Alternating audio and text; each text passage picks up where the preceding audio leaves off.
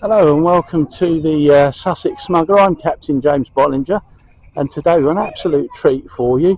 I'm just the other side of the Norman Port of Horsham, and today I'm going to take you round Shoreham Fort. So I'm going to turn the camera around, have a walk around, and show you what's going on down here at the moment at the Shoreham Fort. So bear with me. Check right back, it'll be part of the clip.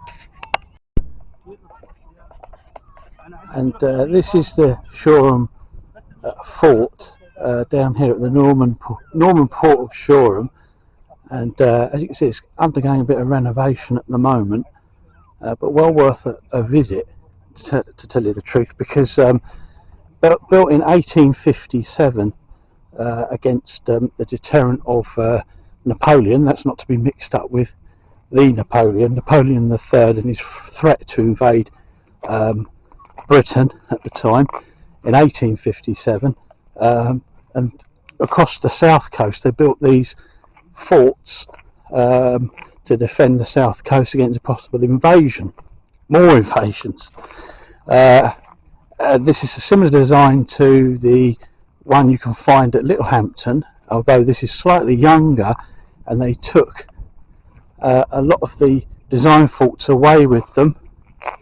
And when they rebuilt, or when they built the Shoreham Fort, they rectified those design faults when building this up. So if you can have a good look around as best you can, it's all sealed off at the moment for safety reasons, but you can still come down here. You see that hut there, and you get a big mug of tea for £1, and all the money goes towards the fort restoration. In fact, you can make a donation to the fort on their website, or join up for £10 per year and get involved.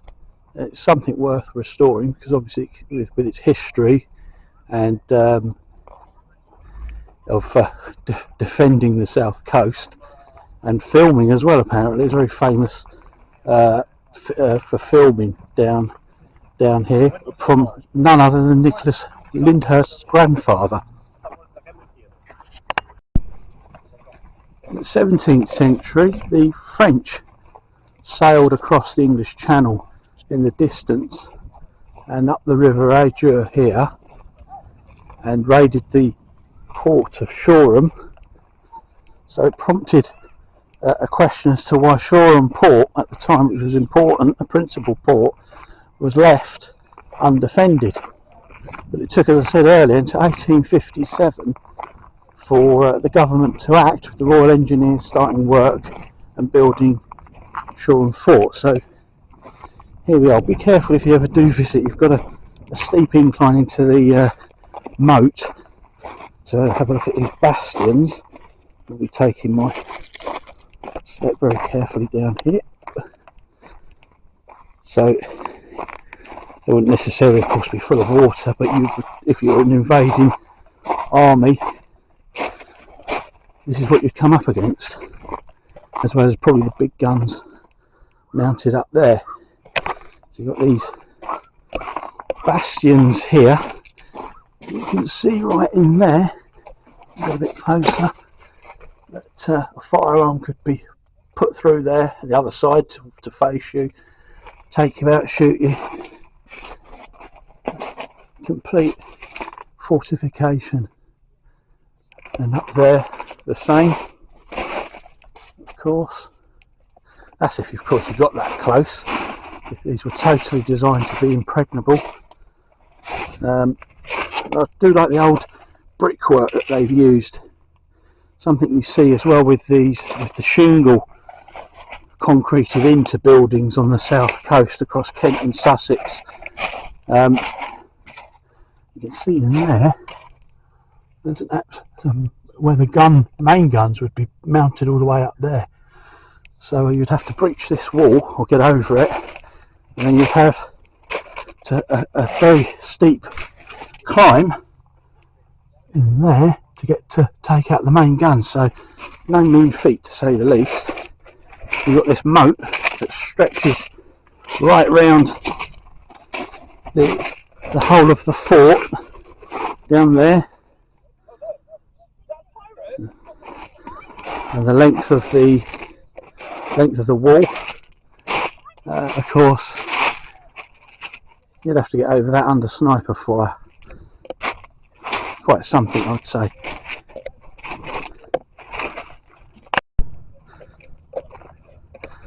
There you go, that's the harbour arm along there into the River Ada, and you'll see in the distance a Coast Guard watch for Shoreham, and of course there was the Loxwood Canal network that was connected up to the Ada, so if you're a ship you could get to London through Shoreham, the old port of Shoreham, out through the back there under the old toll bridge, and then into the back of London that way. And of course, there we go, there's the fort. That's where the guns would be, the main guns. I'm not sure if they were the up and over type that you found at the Verne on Portland in Dorset. I don't know. Maybe someone in the comments could help us out there, what sort of guns were mounted up there. I'm sure they're on the Friends of Shoreham Fort website, who will no doubt see this video. Well, which I hope to do, get this complete and uploaded by Wednesday. Another bastion down there, and not only the fort, you've got a terrific view of Shoreham Beach.